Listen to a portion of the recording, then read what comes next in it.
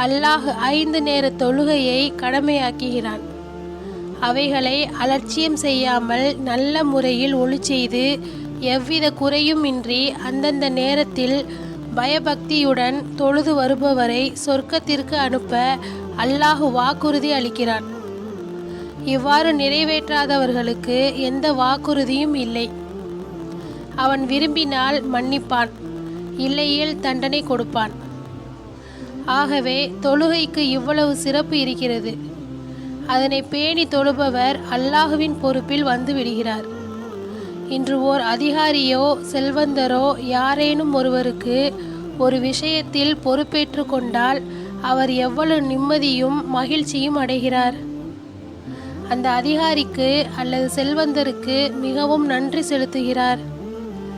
அவர்களுக்கு கட்டுப்பட்டு நடப்பவராகவும் ஆகிவிடுகிறார். இங்கே